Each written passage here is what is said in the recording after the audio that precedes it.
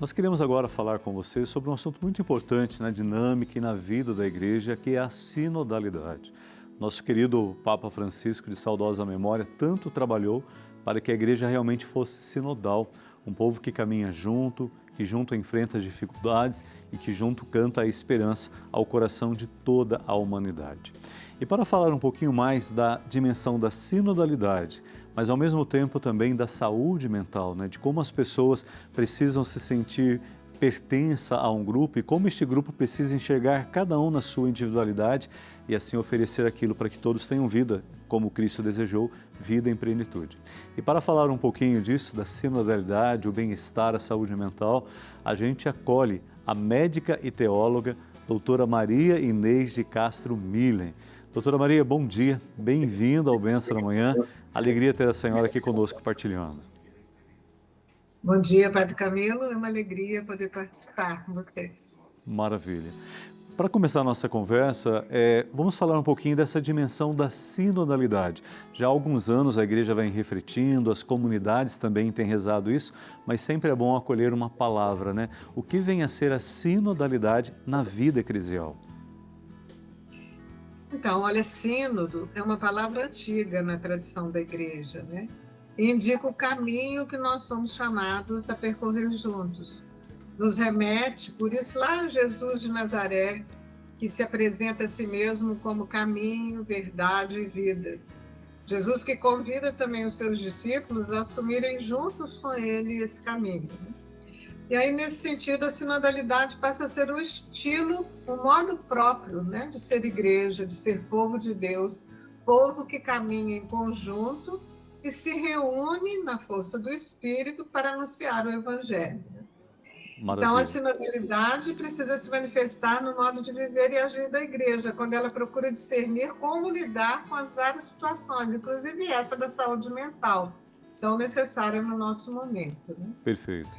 E como podemos, então, entender essa bonita dinâmica da sinodalidade, o caminhar juntos, o se fazer próximo, para ajudar as pessoas a terem realmente uma saúde mental, um emocional equilibrado? Como isso se torna também ponte e auxílio?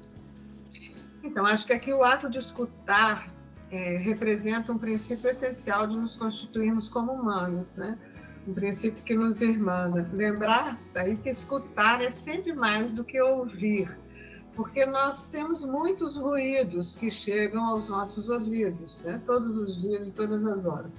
Ouvimos muitas coisas ao mesmo tempo, mas não conseguimos escutar a voz das pessoas que clamam socorro para suas dores.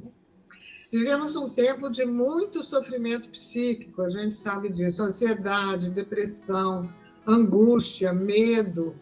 São tempos sombrios, difíceis, E aí eu acho que a comunidade eclesial, que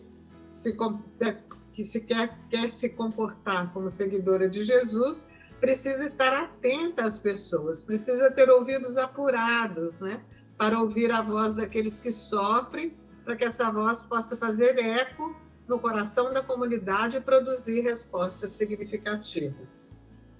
Isso é muito interessante, professora? Principalmente na dimensão das pessoas da terceira idade, que começa a vir tanto o limite físico como o limite mental. E muitas vezes as comunidades não estão preparadas, surge um certo preconceito e falta este amor realmente que envolva, que acolha e que inclui. Como então dar passos nesse sentido, de que a sinodalidade, na atenção para cada um, mas seja também um movimento de inclusão na dinâmica eclesial? Então, eu acho que aqui, quando a gente fala de saúde mental, a gente tem um estigma, que é provocado pela incompreensão, pelo medo, pela falta de escuta atenta, pela falta de empatia, por olhares também desatentos e rápidos sobre a realidade do outro, Então, eu acho que se eu caminho realmente com o outro, se eu escuto atentamente, com o coração e com a razão, é possível dar uma resposta que aponta para o cuidado, que é aquele que é capaz de amenizar sofrimentos e dores. Acho que aqui a ética do cuidado tem que estar no centro dessa questão da sinodalidade. Perfeito.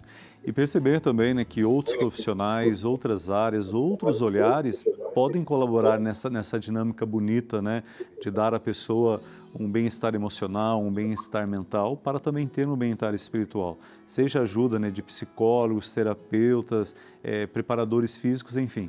Tudo isso vem somar e colaborar visando o bem integral da pessoa, né, professora? Sim, eu acho que o cuidado ele deve ser individual, mas não só, né? É necessário que no caminho que a gente quer percorrer juntos, cuidando uns dos outros, as instituições devem ter um papel significativo, né? E aqui eu falo de implementação de políticas públicas, que é papel do Estado, e de criação de organismos de cuidado e escuta atenta como papel das comunidades. E aí é preciso assumir a interdisciplinaridade, né? O ser humano é complexo, ele precisa de cuidado espiritual, mas também de cuidado físico, psíquico, né? E as comunidades eclesiais, ao assumirem a sinodalidade, elas são chamadas a dar esse passo, possibilitando aos mais pobres e aos mais vulneráveis cuidados concretos, Sim. assistência que complemente aquela dada pelo Estado, dada pela medicina, né? Então, as pessoas com suas dificuldades e dores devem vir em primeiro lugar e todos os recursos devem ser canalizados para elas, porque é nelas que Deus habita, né? É nelas que nós encontramos Jesus. Exatamente. A espiritualidade não pode ser aquela que apresenta soluções rápidas e fórmulas mágicas, né? Precisamos lembrar, e aqui é uma coisa que eu digo sempre, que nós podemos curar às vezes, mas cuidar sempre. Perfeito. Cuidar demanda tempo, paciência e amor, oração, ação e auxílio de muitas pessoas. Maravilha. Nós temos também nessa nossa conversa a palavra de uma psicóloga, a doutora Dione, e ela também trabalha como conselheira da pessoa idosa. Ela vai dar também a sua palavra, vamos acolher. Nesse tempo de sinodalidade, onde somos convidados a conversar com toda a sociedade, a Pastoral da Pessoa Idosa convida todos a prestarem atenção na saúde mental desse grupo etário.